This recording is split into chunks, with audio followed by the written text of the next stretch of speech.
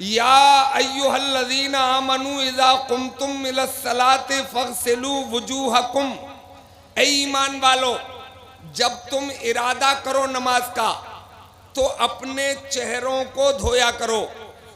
चेहरा मतलब पेशानी के बालों से लेकर और थोड़ी के नीचे तक, और इस कान से लो के इस कान की लो से इस कान की लो तक इतनी टिकली चेहरा कहलाता है। धोने का मतलब चिपड़ लेना नहीं, भिगो लेना नहीं, बल्कि इतने हिस्से पर पानी का बह जाना जरूरी है। अगर इसमें से एक बाल के नोक की बराबर भी कोई जगह सूखी रह गई, ऐसी रह गई जहां पानी न बहा, तो आपका वुजू ही शुरू नहीं होगा। यानी आपने चेहरा धो लिया, मतलब पहला फर्ज अदा हो गया। मगर हजरात इसमें जो अजीम हिकमत है, हट जाओ यार, कहना दो जो कह रहा, आवाज जा रही है, कम जा रही है। हजरात समझ रहे हैं आप? मतलब पहला फर्ज मैंने आपको बता दिया है। एक तो ये चीख रहा, जैसे करीब जाता हूं तो चीखने लगता है। करीब से बोलो, वो खबर भिजवा रहा है ना। तो हजरात पहला फर्ज है चेहरा धोना। अब चेहरा धोया आपने, इसमें हिकमत क्या है? आया चेहरा धोना क्यों फर्ज किया गया? हजरात गिरामी, आज से 10-12 साल पहले की बात है, मगरिबी जर्मनी में एक सेमिनार हुआ, एक शिखर सम्मेलन का आयोजन किया गया।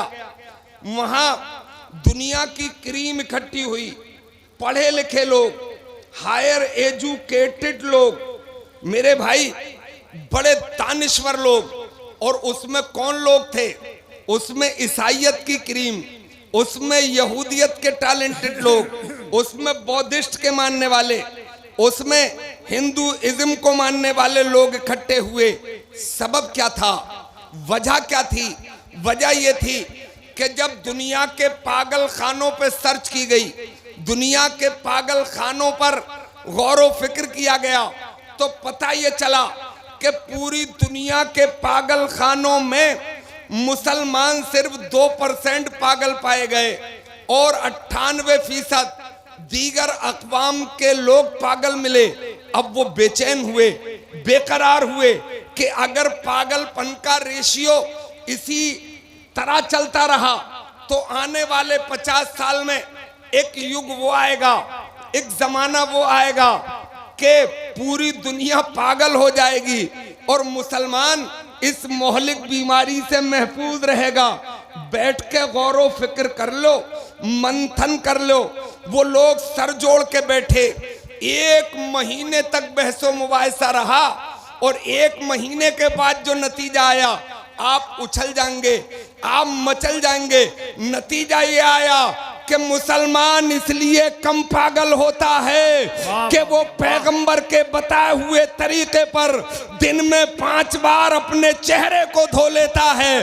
जो दिन में 5 बार चेहरा धोएगा वो कभी पागल नहीं हो सकता है। सुभान अल्लाह, सुभान अल्लाह, नारे तकबीर, नारे रिसालत, सुभान अल्लाह। इसका मतलब आपका फर्ज भी अदा हो गया और मोहलिक बीमारी से हिफाजत भी हो गई।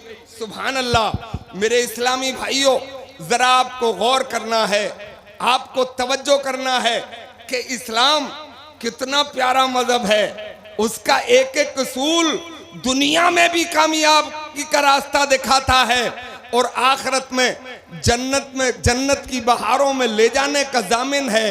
हजरात, तो पहला फर्ज। अब दूसरा फर्ज है कोनियों समीत हाथ धोना। अब आप कैसे धोते हो मुझे पता नहीं है, मगर मैं कैसे धोता हूं आपको बताता हूं। मेरे भाई, पहले भीगे हुए हाथ से एक दूसरे हाथ को रगड़ लेता हूं, चिपड़ लेता हूं और कोनियों की सिलवट का मखसूस ख्याल रखता हूं, इसलिए कि जब वो भीग जाएंगी तो पानी बहने में आसानी होगी। मेरे हजरात, मैं आपसे ये सवाल करना चाहता हूं, बताइए, वुजू में पहले चेहरा धुलवाया जाता है, फिर हाथ धुलवाए जाते हैं, फिर मसा कराया जाता है, फिर पैर धुलवाए जाते हैं। हालांकि वुजू न चेहरे से टूटता है, न वुजू हाथों से टूटता है, न वुजू मेरे भाई सर से टूटता है, न वुजू पैरों से टूटता है। वुजू तो कहीं और ही जगह से टूटता है। ये सब आप जानते हैं। अकल ये कहती है कि वही जगह धुलवाना चाहिए कि जहां से वुजू टूटता है, मगर धुलवाया कुछ और जाता है। इसका मतलब इसमें हिकमतें पोशीदा हैं, इसमें राज हैं।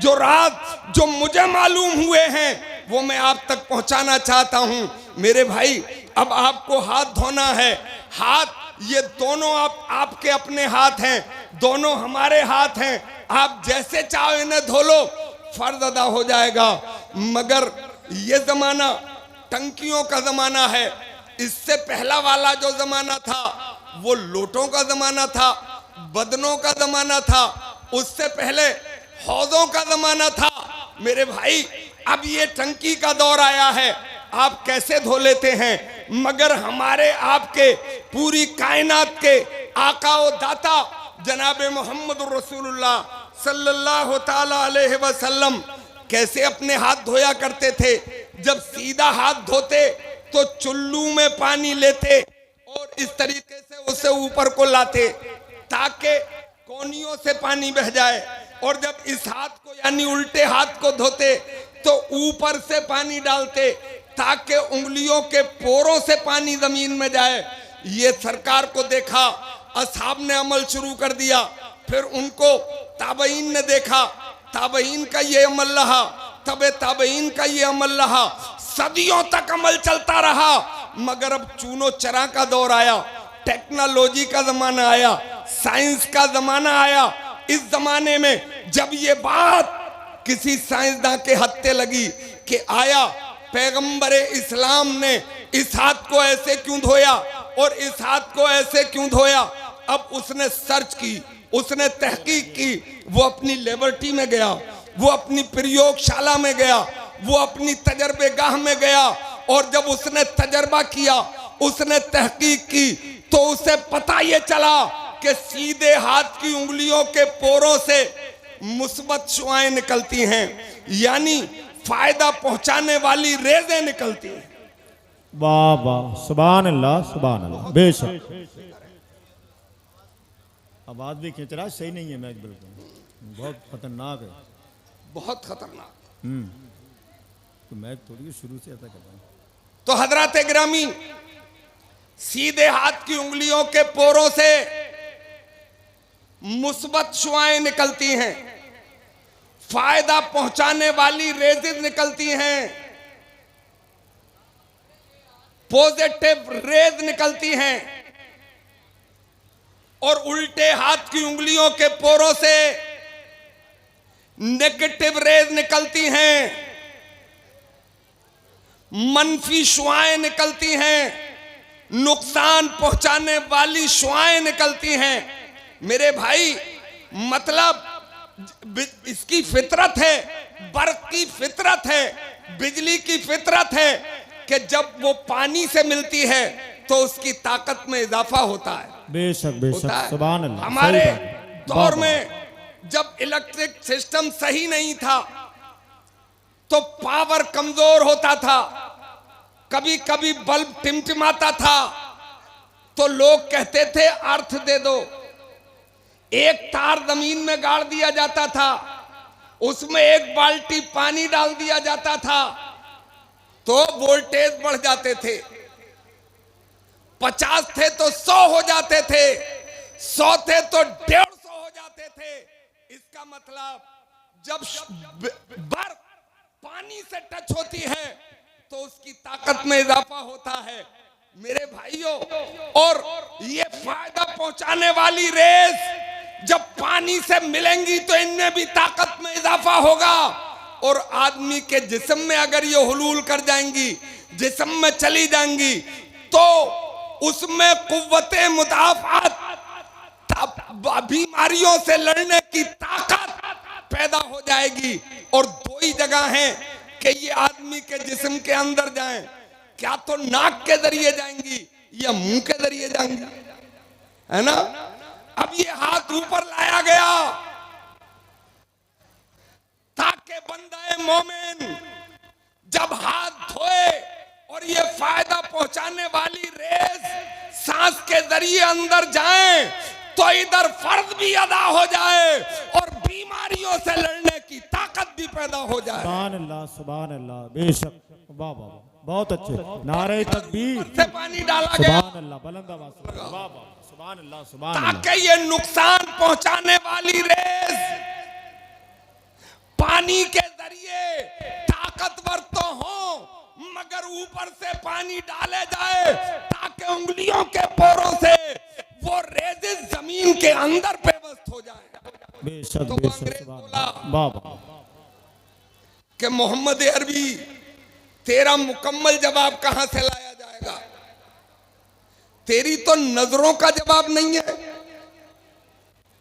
तेरी तो नजरों का जवाब नहीं है। जिस जमाने में खुर्दबीन नहीं बनी थी, दूरबीन नहीं बनी थी, उस जमाने में मोहम्मद अरबी की निगाहें उंगलियों के पोरों से निकलने वाली रेज़ेस को मुलाजा फरमा रही थी।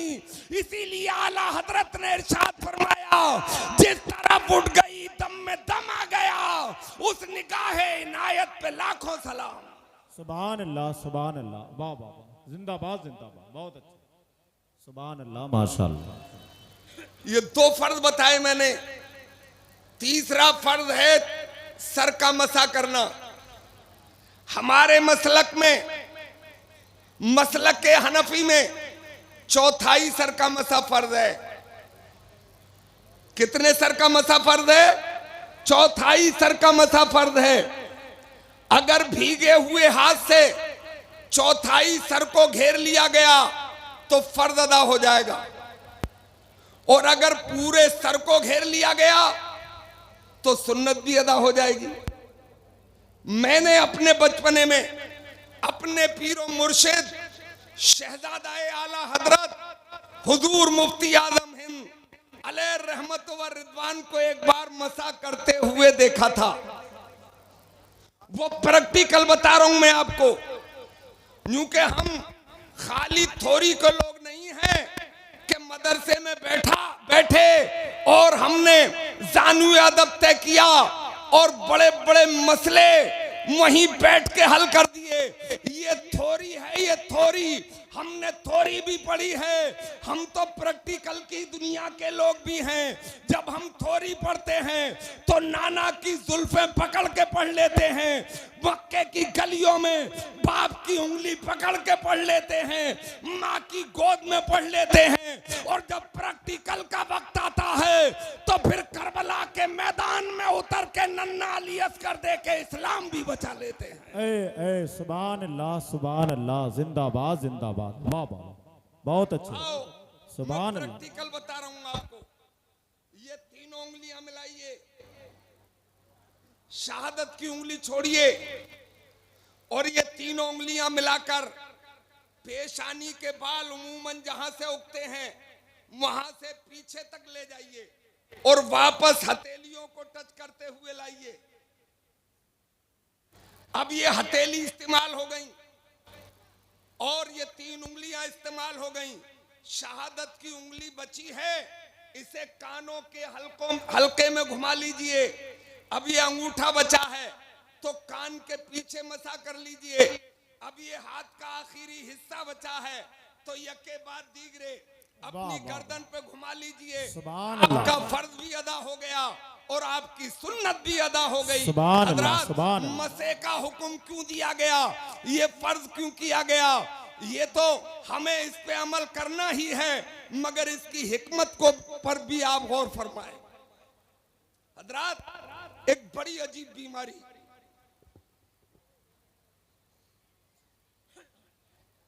बड़े से बड़े हसीन, बड़े से बड़े खूबसूरत के हुस्न का हुक्का बुझा दे। एक साहब मुझसे कह रहे थे, मेरा लड़का देखा है आपने? मैंने कहा देखा है। बोले यार इसके लिए लड़की तलाश रहा हूं, जोड़ा मिल ही नहीं पा रहा। मैंने कहा क्या हुआ? बोले इसके नैनो नक्शे वाली लड़की मिल ही नहीं रही है।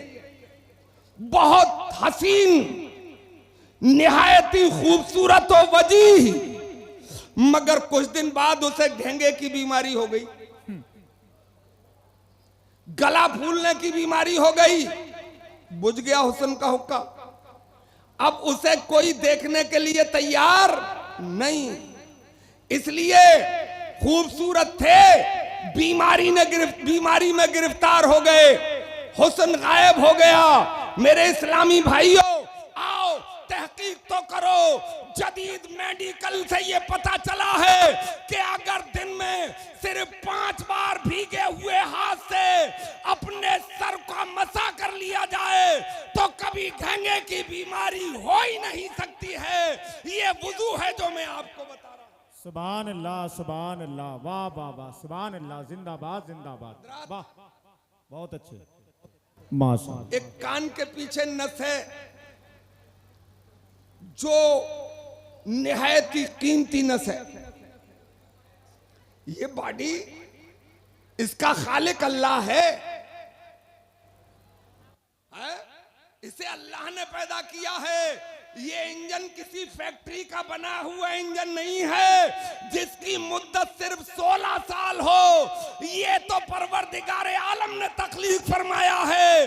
अगर 1000 साल भी ये जिस्म रहता है और गुलामी मुस्तफा में जिंदगी गुजरती है तो इसका एक पार्ट भी नाकामयाब नहीं होता है। वाह वाह, सुभान अल्लाह, जिंदाबाद जिंदाबाद, सुभान अल्लाह।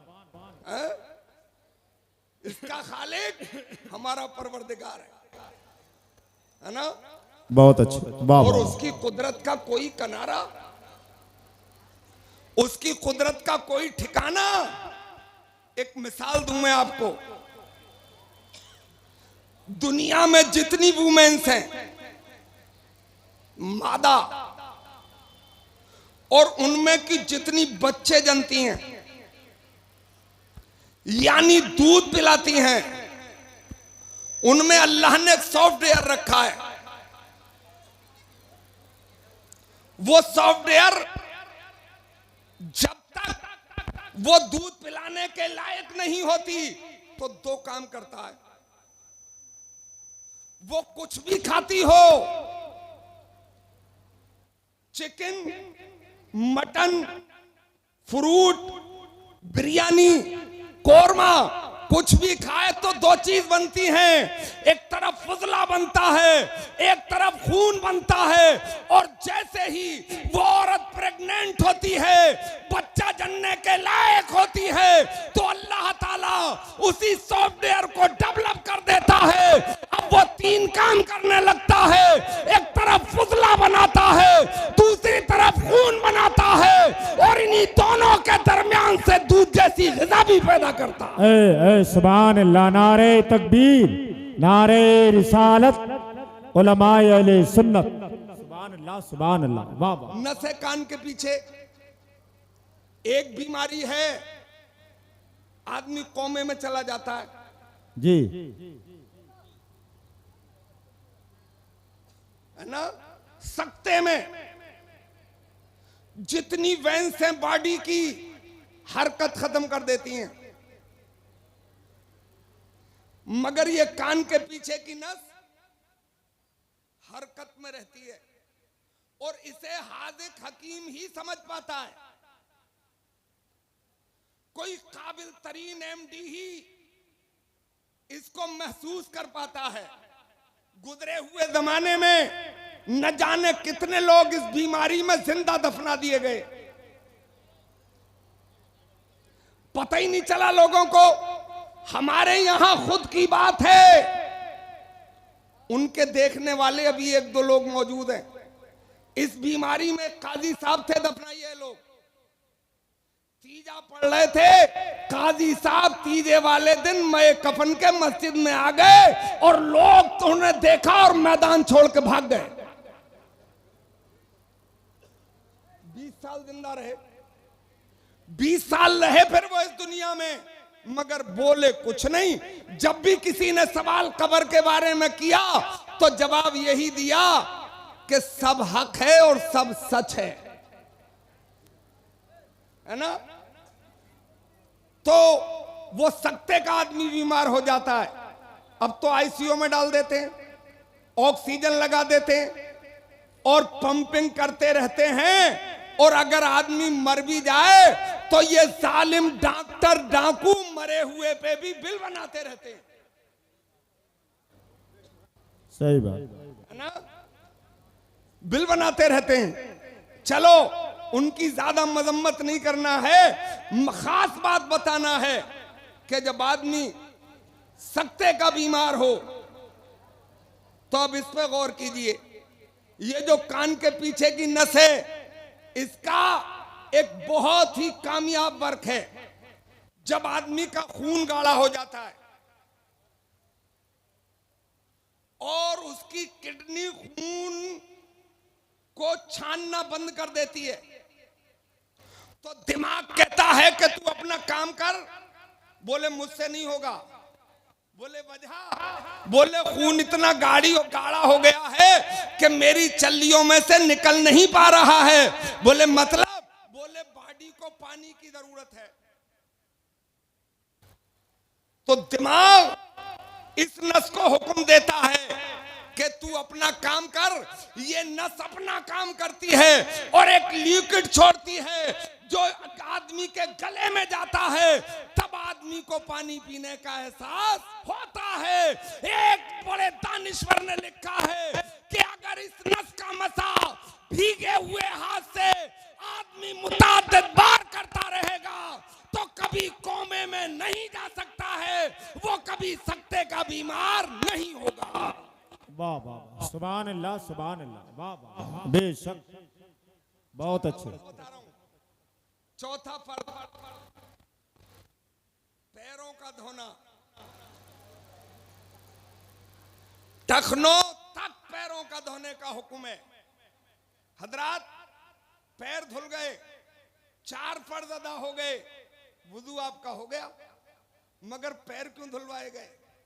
है ना, एक बीमारी आज तो बड़ी तेजी से बढ़ रही है, अनिंद्रा की बीमारी, कम ख्वाबी की बीमारी। वो अडानी साहब का नाम सुना है आपने? अरे बड़े मशहूर हैं वो तो, मीडिया में सुना है कि पहले नंबर दूसरे नंबर की कुर्सी तक पहुंच गए थे, अब खिसक गए हैं।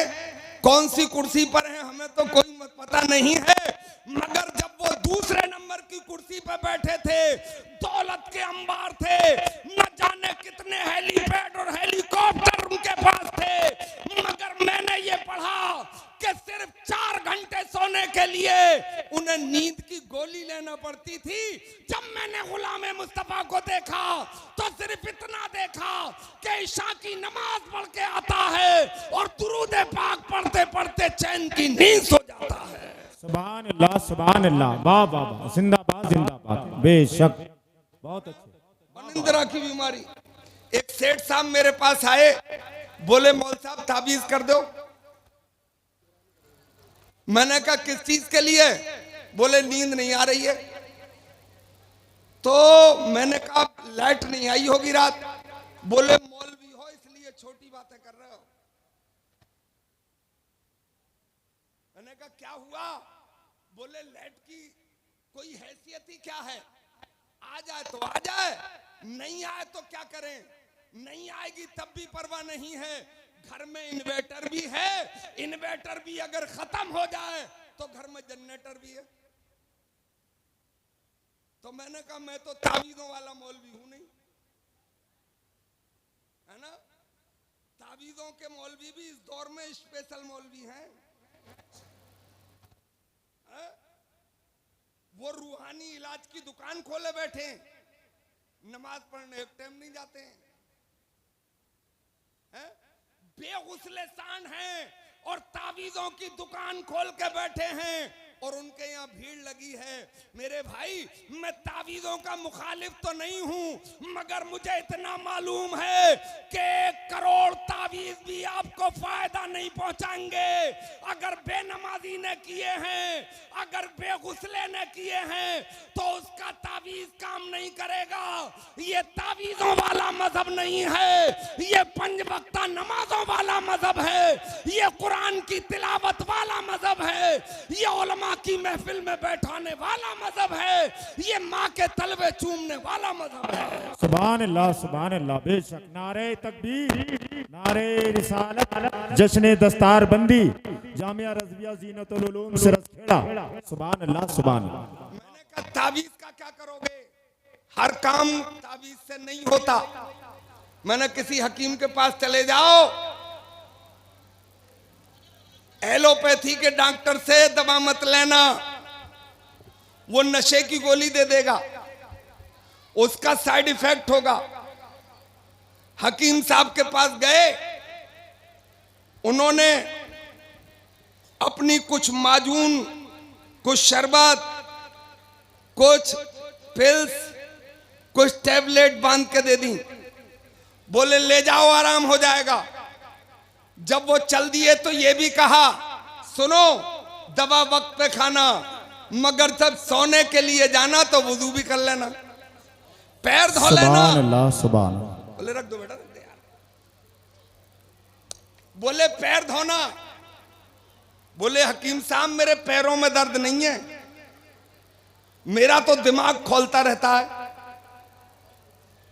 हकीम साहब ने कहा भाई मान जाओ, पैर धो के सोना, दवा वक्त पे खाना। पैरों के धोने का मतलब क्या है भाई? पैरों का ताल्लुक दिमाग से है। मैं एक मिसाल दूं आपको। रात को सर में दर्द हो, घर में फास्ट एड ना हो, कोई टैबलेट ना हो, और बराबर में कोई डॉक्टर और हकीम ना हो, रात के 2 बजे हो, बेचैनी हो, घर में फुकनी तो होगी है? आप कहोगे मौलाना फिर छोटी बात, ये फुकनी का दौर कहां है? ये तो लेटर का दौर है, पुश किया जाता है और गैस का चूल्हा जल जाता है। मैंने कहा चलो कोई बात नहीं, फुकनी का युग चला गया, मगर घर में बेलन तो होगा। बोलो होगा, जिससे रोटी बढ़ाई जाती है और जरूरत पड़ती है तो उसी बेलन से कभी आदमी की कुटाई भी की जाती है। वो बेलन ले लेना। जी जी सही बात। और फिर सपाट जमीन पर रखना उसे, वाह वाह। 15 मिनट इस पैर को घुमाना उसके ऊपर और 15 मिनट इसको घुमा लेना, आपके दर्द में इफाका हो जाएगा। और हजरात मैंने एक दरोगा जी को देखा, एक उचक्के को पकड़े हुए थे, लिटा के उसके तलवों पे डंडे पेल रहे थे, मेरे मिलने वाले थे। मैंने कहा दरोगा जी इसके पैरों को क्यों कूट रहे हो, इसकी तशरीफ पे पटा क्यों नहीं बजाते? बोले मौलाना साहब तुम्हें क्या पता, इसके तलवे पीट के मैं इसका दिमाग कमजोर कर रहे हूं। इस आधुनिक दौर में घुटमुने वाली चप्पलें चल गई हैं, है ना? उनमें घुटमुने खड़े होते हैं। मैंने पूछा इसका सबब क्या है, तो पता चला ये पैरों के तलवों से चुभती रहती हैं और ब्लड प्रेशर काम करता रहता है, यानी कि मेंटेन रहता है। ये तलवों से चुभती हैं तो अब ब्लड प्रेशर ना लो होता है ना हाई होता है, और दिमाग और दिल आसानी से काम करता रहता है। सुभान अल्लाह बेशक बाबा। ये आज सोचा जा रहा है, ये आज मंथन किया जा रहा है। मुस्तफा जाने रहमत ने आज से 1400 बरस पहले अपने असहाब को हुक्म दिया था, मेरे प्यारे साथियों जब सोने के लिए जाया करो तो वुजू कर लिया करो। बोलो। एक साहबी ने अर्ज किया रसूल अल्लाह। सुभान अल्लाह। अर्ज करूं? जी अताओ। सुभान अल्लाह। सरकार ने फरमाया बोलो। अर्ज किया रसूल अल्लाह, आपने इरशाद फरमाया नींद नाकिज़े वुजू है, यानी नींद से वुजू टूट जाता है और हम सोने के लिए जा रहे हैं, तो फिर वुजू की अहमियत, वुजू का फायदा, तो मेरे मुस्तफा ने फरमाया एक नहीं कई फायदे होंगे। वाह वाह, सुभान अल्लाह सुभान अल्लाह। कई कई बेशक, फायदे। वाह। बोले सरकार मतलब, बोले पहला फायदा तो ये होगा कि तुम वुजू करके सोगे तो नींद सुकून के साथ आ जाएगी। सुभान अल्लाह बोलो सुभान सब अल्लाह, मिलकर बेशक। सुभान अल्लाह। वाह। और दूसरा फायदा ये होगा कि तुम सारी रात चैन से सोगे भी और सुबह को उठोगे तो आम सोने और उठने वालों में तुम्हारा शुमार नहीं किया जाएगा, बल्कि इस वुजू के तुफैल में तुम्हारी पूरी रात इबादत में लिख दी जाएगी। सुभान अल्लाह बेशक। वाह वाह, जिंदाबाद जिंदाबाद, सुभान अल्लाह। सबसे बड़ा फायदा ये होगा कि तुम सुबह को उठ ना सके, रात को सो तो गए मगर सुबह को उठाए गए, यानी मौत आ गई। मौत तो आ नहीं है? उस रात तुम्हें मौत आ गई तो तुम आम मरने वालों में शुमार नहीं किए जाओगे, इसलिए कि वुजू करके सोए हो तो तुम मेरी उम्मत के शहीदों में तुम्हारा शुमार किया जाएगा, यानी कल मैदान महशर में तुम्हारा हिसाब किताब करबला के हजरत इमाम हुसैन के साथ होगा। सुभान अल्लाह, जिंदाबाद जिंदाबाद। वाह वाह, ये वुजू है, बेशक। वुजू, सुभान अल्लाह। वुजू के इतने जलवे हैं तो नमाज के कितने जलवे होंगे? जलवे होंगे। वाह वाह। हज़रात, मैंने आपको वुजू बताया मगर जलसे तो हजारों सुने होंगे आपने, तकरीरें तो बहुत सुनी होंगी, नारे तो बहुत लगाए होंगे, मगर इतने भोले अब तक हो? हैरत है। मैंने जैसे वुजू बताया ऐसे ही वुजू करते हो आप? अरे ऐसे तो मैं भी नहीं करता हूं। जैसे मैंने बताया ऐसे तो मैं भी नहीं करता हूं। कौन है जो सिर्फ चेहरे से अपना वुजू शुरू करता है? कोई नहीं। पहले पोंछों तक हाथ धोए जाते हैं, वो भी 3 बार, फिर कुल्ली की जाती है 3 बार, फिर नाक में पानी चढ़ाया जाता है 3 बार, है ना? फिर कहीं चेहरा धोया जाता है। तो सवाल करो, है ना? मगर ये कुरान में नहीं है। कुरान में तो सीधे है, ईमान वालों जब इरादा करो नमाज का तो अपने चेहरों को धो, है? मगर मामूल यही है कि पहले पहुंचो तो हाथ धोए जाते हैं। कुरान में नहीं है मगर फरमाने मुस्तफा में तो है जी। बोलो हदीस में तो है। मगर कोई ये कहे, पूछो उनसे जो बहुत दिन पहले पागल हो गए थे, पूछो उनसे जिसका दिमाग बहुत दिन पहले सो गया था, जो ये कहते हैं कि मुस्तफा की कोई हैसियत नहीं है, उन्हें जवाब दो कि जब तक मुस्तफा की सुन्नत अदा नहीं की जाती, जब तक फर्ज अदा नहीं होता है, और जब तक मुस्तफा के दामन नहीं पकड़ा जाता, जब तक खुदा तक नहीं पहुंचा जाता है। बाबा सुभान अल्लाह बेशक। वाह वाह वाह, जिंदाबाद जिंदाबाद, बहुत अच्छा। सुभान अल्लाह। पहले हाथ धोना है पोंछों तक 3 बार। किस पानी से? वुजू किस पानी से किया जाएगा? सोचो, वो पानी जो ताहिर भी हो और मुताहिर भी हो। खाली पाक पानी से वुजू नहीं किया जा सकता, पाक करने वाला भी हो उससे वुजू होगा। बेशक। सुभान अल्लाह। बहते हुए दरिया का पानी, आपके समरसेबिल का पानी, आपके हैंड पंप का पानी, दहदरदा हौज का पानी, ऐसे पानी से वुजू किया जाएगा। मगर उसमें भी एक शर्त है कि उसका रंग ना बदला हो, उसका मजा ना बदला हो, उसमें कोई बू ना आई हो, तब वुजू किया जाएगा। अब आप रंग देखेंगे कैसे? आज तो आपके हैंड पंप में से पानी निकल रहा है, पहले तो तालाब में पानी होता था, पहले तो हौज में पानी होता था। दिल्ली की जामा मस्जिद में है मेरे भाई, मुरादाबाद की भी कुछ मस्जिदों में हौज होंगे जो चारों तरफ से दहदरदे होते हैं, यानी 10 हाथ इधर से 10 हाथ इधर से 10 हाथ उधर से, चारों तरफ से 10-10 हाथ उसकी लंबाई और चौड़ाई होनी चाहिए। ऐसे तालाब मस्जिदों में होते थे, उनमें पानी भरा होता था। अब पानी का रंग ओरिजिनल होना चाहिए।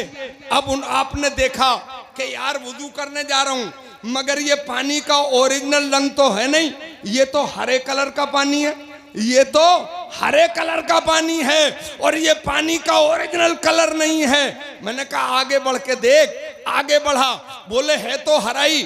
मैंने कहा और आगे बढ़, बोले अब भी हरा है। बोले चुल्लू में उठा के देख।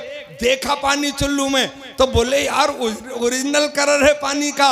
अब बोल इसका क्या किया जाए, फेंक दिया जाए? नहीं, एक बार देख लिया है, हाथ धोले।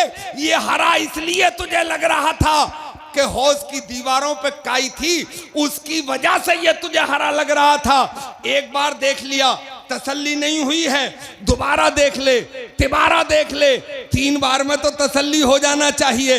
अब कलर भी पता चल गया। अब दूसरी शर्त है कि मजा ना बदला हो। जी जी, और पानी में मजे होते हैं सिर्फ मेरी नजर में 2, मीठा होता है या खारा होता है ना। ऐसे 2 समंदर भी हैं जो अल्लाह ने बहाए हैं। मरजल बहरैन यल्तक़ियान बैनहुमा बरज़खुल ला यबग़ियान। हमने 2 समंदर बहाए हैं और उन दोनों के अंदर आड़ रखी है ताकि आपस में खलत व मलत ना हो जाएं। कितना ही बड़ा तूफान क्यों ना आए, कितना ही बड़ा ज्वार भाटा क्यों ना आए, कितने ही उसके ऊपर से स्टीमर पानी के जहाज इधर उधर कर दिए जाएं, मगर वो आपस में खलत मलत नहीं होते। एक तरफ पानी है खारा, एक तरफ पानी है मीठा, मगर कोई आड़, कोई दीवार जाहिरी तो नजर नहीं आती, कोई शीशा पिलाई हुई दीवार नजर नहीं आती, कोई लोहे की दीवार नजर नहीं आती, कोई सीमेंटेड दीवार नजर नहीं आती। फिर क्यों आपस में नहीं मिलते? मुफस्सिरीन इकराम ने इस आड़ का मतलब लिखता है, ये आड़ किसी लोहे की आड़ नहीं है, ये खौफे खुदावंदी की आड़ है। हमने बहाया है मिल के बहना, मगर आपस में मिल मत जाना। ए सुभान अल्लाह, जिंदाबाद पैंदाबाद, सुभान अल्लाह। वाह वाह। और ये पानी भी अजीब शय है, अल्लाह की बड़ी नेमत है। इस पानी के लिए लोगों ने अफसाने कहे, नीचे से अगर ऊपर जाए तो भाप बन के उड़े तो उसे बादल कहा जाता है, और बादल से बरसे तो उसे बारिश कहा जाता है, बरस के बह जाए तो उसे दरिया और नाला कहा जाता है, बरस के रुक जाए तो उसे तालाब कहा जाता है, और बरस के जम जाए तो उसे बर्फ कहा जाता है। और यही पानी अगर आंख से निकले तो उसे आंसू कहा जाता है। यही पानी अगर किसी फल से निकले तो उसे जूस और रस कहा जाता है। यही पानी नाक से निकले तो उसे फुजला कहा जाता है। यही पानी अगर जिस्म से निकले तो इसको पसीना कहा जाता है। यही पानी अगर पत्ते पे नजर आए, फूल की पत्ती पे नजर आए तो उसे शबनम कहा जाता है। और यही पानी अगर किसी की एड़ियों से निकले तो उसे जमजम कहा जाता है। और यही पानी अगर पैगंबर इस्लाम की उंगलियों से निकले तो उसे आबे रहमत कहा जाता है। सुभान अल्लाह। नारे तकबीर, नारे रिसालत, मसलके आला हजरत अल्लामा शकील अहमद साहब क़िबला, जश्न दस्तार बंदी। सुभान अल्लाह, सुभान अल्लाह। अब पानी का मजा देखना है, और मजा हाथ नहीं बता सकता, मजा जबान बताती है। वो अलग बात है कि मौलवी की कुछ ज्यादा ही बताती है। भाई मेरी जबान को तो हजारों हड्डियों का मजा आता है। अच्छा, ये जबान भी खुदा की कुदरत की ऐसी तख्लीक है, ये जिसमें इंसानी का ऐसा पार्ट है कि है तो एक मगर 3 in 1 है। एक पाठ है मगर 3 काम बड़े अलबेले।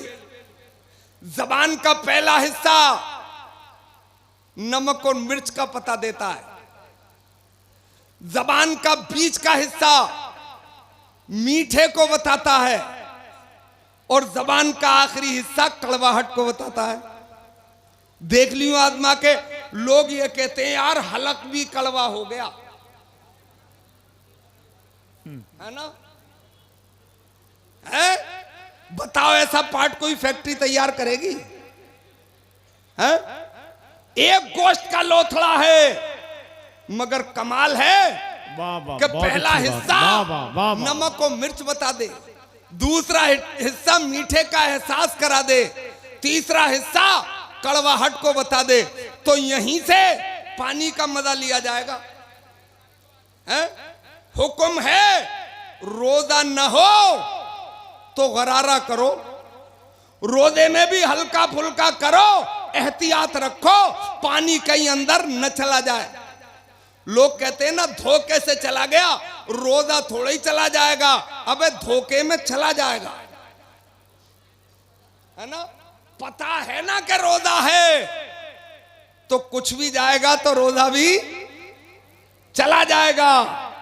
हाँ, अगर भूल गया है कि रोजा है या नहीं है, याद नहीं है, तो एक बाल्टी पीने से भी नहीं जाएगा, है ना? तो ख्याल रखा जाए, गरारा किया जाए, ताकि आखिर तक एक बार में पता ना चले दोबारा कर, दोबारा पता ना चले तो तिबारा कर, 3 बार में भी पता ना चले तो फिर अपने खोपड़े का इलाज करवा। क्या बात है, वाह वाह। अब मजे का भी पता चल गया। अब तीसरी चीज और देखना है, कोई बू तो नहीं आ गई है ना? अब ये नाक बताती है,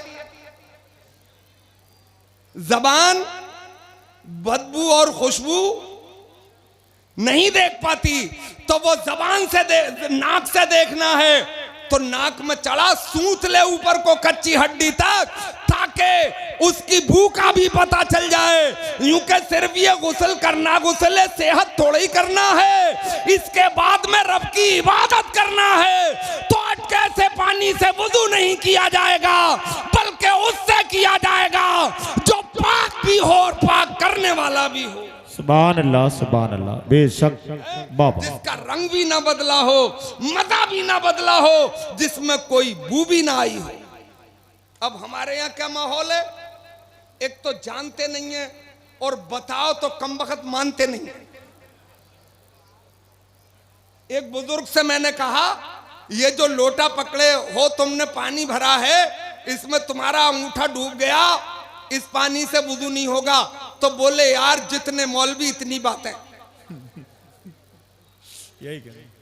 बोले हम तो पूरा हाथ गुचेल देते हैं दूध में और पी जाते हैं। मैंने कहा पिया तो ये भी जा सकता है, ये पाक है, नापाक नहीं हुआ है, मगर ये पाक करने वाला नहीं रहा है, ये माए मुस्तामल कहलाएगा, इस्तेमाल शुदा पानी। लाओ बाबा परेशानी होती है तो मैं भर दूं, मगर बुढ़ा माना नहीं,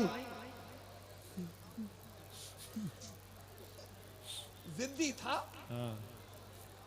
इस्लाम से लगाव है ही नहीं है। अरे जब तुझ पे नहीं आता है तो मौलवियों की मान ले।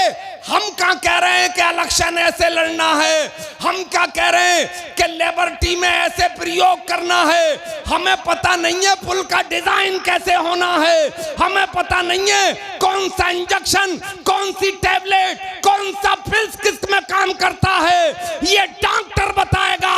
मगर जब कोई शरीयत की बात आएगी तो मदरसे का प्रोडक्ट आलिम दीन बताएगा।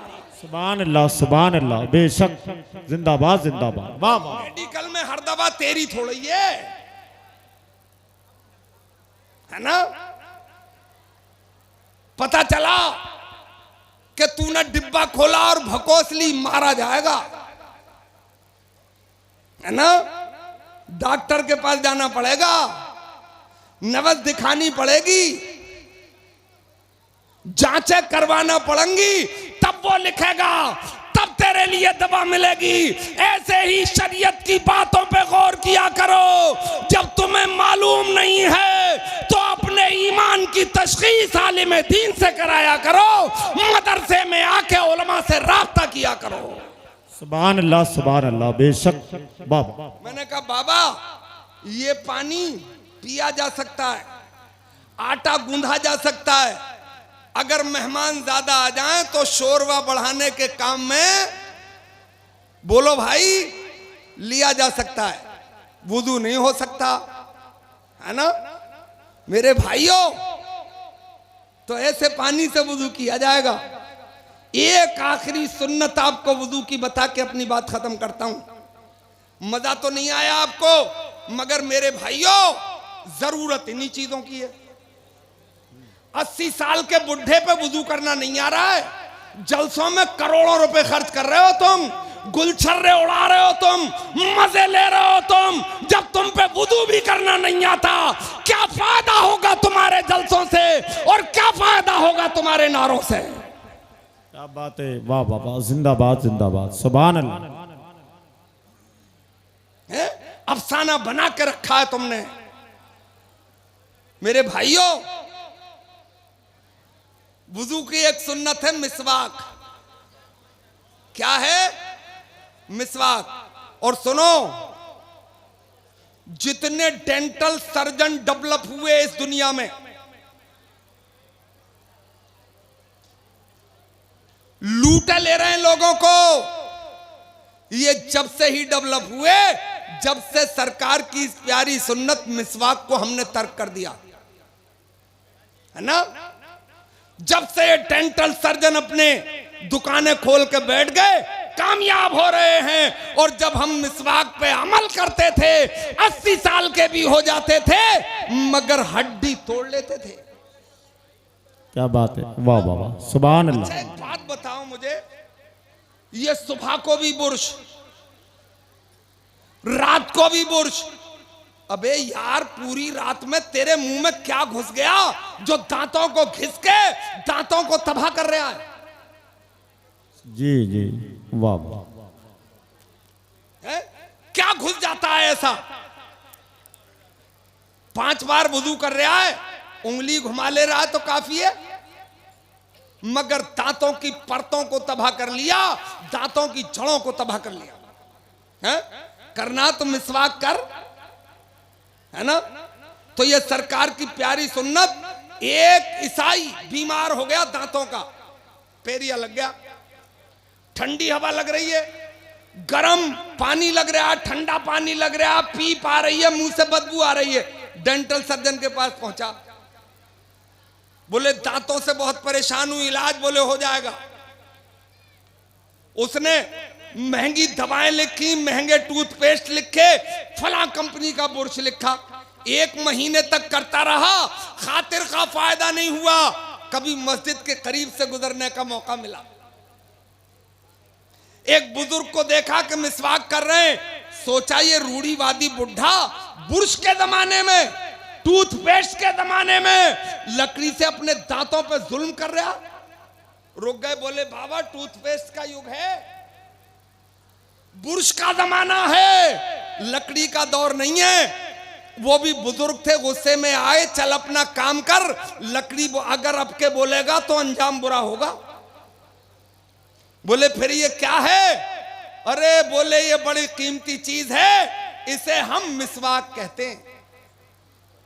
बोले इससे फायदा? बोले बड़ा फायदा होता है।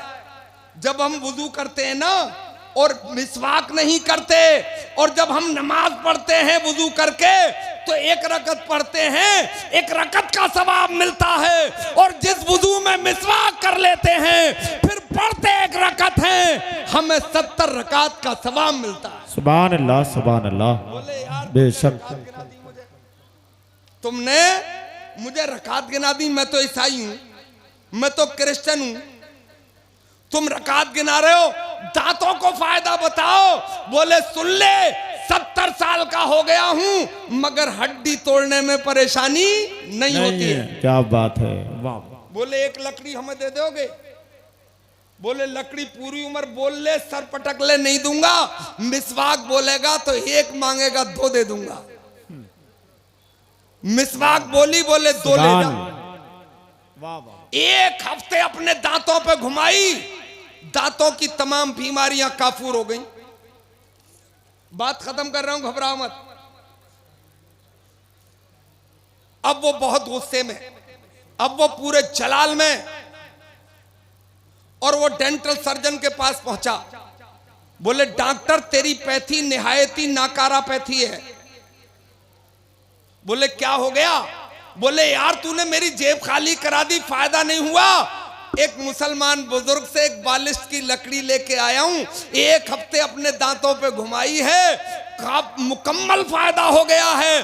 बोले चीखे मत, बैठ जा, लकड़ी दिखा। उसने अपनी जेब से निकाली और पूरे गुस्से में उसके पटल पे दे मारी। बोले यहीं बैठा रहे, अभी आया। अंदर गया लेबोरेटरी में, गया प्रयोगशाला में, गया तजर्बेगाह में, और जब लौट के आया तो माथा पकड़े हुए था, मुंह खुला हुआ था, आंखें फटी हुई थी, और चीख के कह रहा था मोहम्मद अरबी तेरा जवाब नहीं लाया जा सकता। वाह वाह वाह, सुभान अल्लाह सुभान अल्लाह। हमने इस टेक्नोलॉजी के दौर में, इस साइंस के जमाने में ये खोजा है कि दांतों को जिंदा रखना है तो दो चीजों की जरूरत है। फास्फोरस की जरूरत है जो दांतों की जड़ों को मजबूत रखता है, कैल्शियम की जरूरत है जो दांतों की परत को महफूज रखता है। मगर वारे मोहम्मद अरबी, तूने तो आज से 1400 बरस पहले अपने मानने वालों को एक बालिश लकड़ी में फास्फोरस भी अता कर दिया है और कैल्शियम भी अता कर दिया। सुभान अल्लाह, बेशक, जिंदाबाद जिंदाबाद, वाह वाह। मैं कहता हूं कि ये है मजहब इस्लाम, ये है मजहब इस्लाम के उसूल। फिर भटकने की जरूरत क्या है? फिर धक्के खाने की जरूरत क्या है? फिर यार इधर उधर ठोकरे खाने, घुटने टेकने की जरूरत क्या है? इधर ही क्यों ना रहो इसी पाले में, ताकि हर मैदान तुम्हारा, हर कामयाबी तुम्हारी, हर तरक्की तुम्हारी। और सुनो, ये सब कुछ मदरसे से मिलता है, ये सब कुछ मदरसों से मिलता है। इसलिए कि यहाँ कुरान पढ़ाया भी जाता है, यहाँ कुरान सिखाया भी जाता है, यहाँ अहदीसे मुस्तफ़ा पढ़ाई भी जाती है और उसे समझाई भी जाती है। मुकम्मल रोशनी यहाँ है, इसी रोशनी को लेके आगे बढ़ना है। यहीं से एड़ियाँ रगड़कर चश्मे जारी करके दुनिया को सैराब करने का काम करना है। यहीं से उठना है और यहीं से निकल के परचम इस्लाम लहराने का काम करना।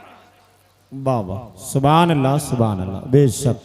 कोशिश करो, यही हमारे इदारे जिन्हें हम बोदला समझते हैं, कमजोर समझते हैं, यूनिवर्सिटियों और कॉलेजों के मुकाबले में भूल में हो, चूक गयो, धोखा खा गयो।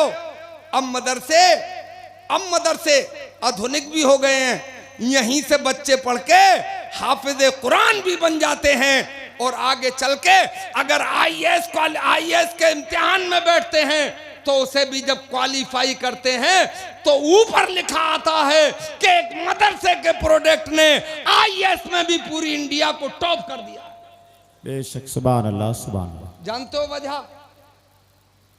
मैंने बड़े बड़े अफसरान को देखा, 60 साल की उम्र में आए, रिटायर होके सटिया गए हैं?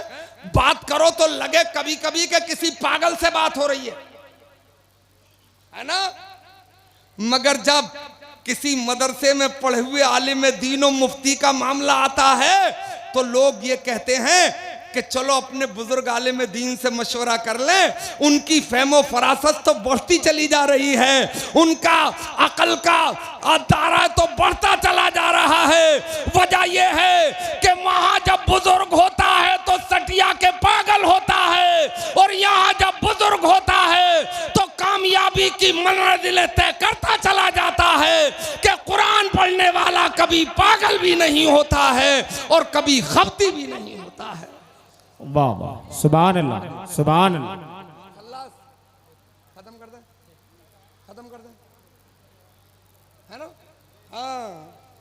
बहुत होशियार लोग हैं वो, ये अपने हजरत मौलाना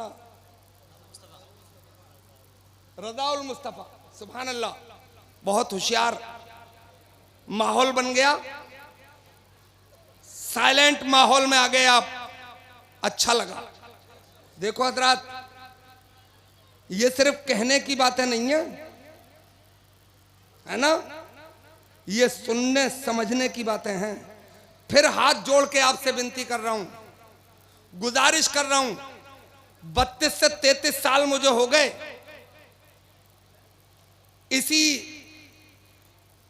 इन्हीं स्टेजों पर, बड़े बड़े मजमे देखे, बड़ी बड़ी कॉन्फ्रेंसें मैंने देखी हैं। खुदारा इन जलसों को, अपने इन मजहबी प्रोग्रामों को ठट्टा मत बनाइए, सही बात, मजे के लिए इस्तेमाल मत कीजिए, गुलछर्रे मत उड़ाइए। आइए अदब से बैठिए, इस्लाम सीखने की मुकम्मल कोशिश कीजिए, बेशक, सुभान अल्लाह। और जब तुम सीख के निकलोगे तो मुझे यकीन है कि तुम्हारे पास किरदार हजरत कासिम का होगा, है ना। और जिस दिन तुमने इस पैटर्न पे काम कर लिया, मैं माओ से भी कहता हूं, मैं अपनी माओ से गुजारिश करता हूं, बहनों से गुजारिश कर रहा हूं, माओ अपने बेटों को वक्त से पहले जवान करो, मगर हजरत कासिम का किरदार देके जवान करो। बहनों उकसाओ अपने भाइयों को जवान हो जाएं, मगर हजरत कासिम का किरदार देके लेके जवान हो। अगर तुमने माओ इस पैटर्न पे काम कर लिया तो हम तुम्हें यकीन दिलाते हैं करबला का आखिरी मैदान इसी भारत में लड़ेंगे और इंशाअल्लाह परचम इस्लाम लहराने का काम करेंगे। सुभान अल्लाह, सुभान अल्लाह, वाह। हम तलवारों पे भरोसा नहीं करते हैं, हम तो इस्लाम के उसूलों पे भरोसा करते हैं। हम गुलामाने मुस्तफा देखना चाहते हैं और ये राह भी मदरसे से निकलती है। मगर दुख है, एक यूनिवर्सिटी का मुझसे प्रोफेसर कह रहा था, आखिरी बात है बिल्कुल, तकरीर तो खत्म हो गई, बोले मौलाना मदरसे बंदी कर दो। मैंने कहा प्रोफेसर साहब मरना नहीं है क्या तुम्हें? तो बोले ना चाह के भी मरेंगे। तो मैंने कहा नमाज़े जनाजा याद है? बोले यार मुझे तो याद नहीं है। तो मैंने कहा किसी प्रोफेसर को बुलाओ, उन्हें वसीयत करो जब मौलवियों से चिढ़े तो, कि मेरी नमाज़े जनाजा आप पढ़ा देना। तो बोले यार जब मुझे याद नहीं है तो उन्हें भी कहां से याद होगी। मैंने कहा पहली गेंद में मिडल स्टंप उड़ गया, बोल्ड हो गए सीधे। तो मैंने कहा फिर तो तुम्हें 20 मन लकड़ियों में डाल के जला दिया जाए। बोले यार मौलवी साहब तुम्हें रोटी बहुत लग गई है। अब मैंने दुखती हुई नफ्स पे हाथ रखा तो मुझे रोटी लग गई है। मौलवी से कुछ भी कह लो, कमजोर की जो रूह है, मगर हश्र के मैदान में पता चलेगा जब हौज़े कौसर पे यही दीवाने खड़े हुए मिलेंगे। वाह वाह वाह, सुभान अल्लाह, सुभान, है ना। तो बोले रोटी लग गई है। मैंने कहा प्रोफेसर साहब रोटी वोटी किसी को नहीं लगती है, ये सब बेकार की बातें हैं, ये सब तुम्हारे दीन से दूरी की बातें हैं। ये मत कहो कि मदरसे बंद करो, बल्कि ये कहो कि इनकी तालीम को और आला करो, यही रास्ते निकालो। एक तरफ हाफिज़े कुरान बन रहा है और बेसिक तालीम हासिल करके दूसरी तरफ इंजीनियर बन रहा है, उधर आर्किटेक्ट का काम हो रहा है, इधर पुल डिजाइन हो रहा है और अज़ान हो रही है तो मस्जिद की तरफ को रवाना हो रहा है। सुभान अल्लाह, सुभान अल्लाह, वाह वाह। ऐसे निजाम की जरूरत है तो यहीं से तो बनेगा, है ना। खुदा करे मदरसों पे आपकी नजर रहे, खुदा करे कि ईमानदाराना रईसों, अमीरों, कोठी और बंगले वालों, फार्मरों, खुदा तुम्हें ये अक्ल सलीम अता करे कि ईमानदाराना सिर्फ ज़कात ही निकाल दो। 10 साल इस पे अमल कर लेना, मुझे लगता है कि 10 साल के बाद हिंदुस्तान से हो सकता है ज़कात की फर्जियत ही खत्म हो जाए, कोई लेने वाला नहीं रहेगा तो, है ना, मगर ईमानदाराना तुम ज़कात भी निकालने के लिए तैयार नहीं हो। मैं तुम्हारी कोठियों को मुबारकबाद बोलूंगा तब जब आपने मुकम्मल ज़कात निकाल दी है। मैं आपकी लग्जरी गाड़ियों को सलाम करूंगा तब कि जब आप ज़कात निकाल के खरीद के लाए हो। मैं आपके फार्म को सलाम करूंगा जब आपने उसका उश्र ज़कात निकाल दी है। आओ इस्लाम पे चले, जिंदगी जैसी गुजरना है गुजर जाएगी, मगर इस्लाम पे चलोगे तो घुटने टेक के नहीं गुजरेगी, इंशाअल्लाह सर उठा के गुजरेगी, सर बुलंदी के साथ गुजरेगी। इस्लाम जिंदाबाद, हमारे मदारिस जिंदाबाद, मुदर्रिसीन जिंदाबाद, मुताल्लिमीन जिंदाबाद। अस्सलाम वालेकुम। वाह वाह, सुभान अल्लाह, सुभान अल्लाह।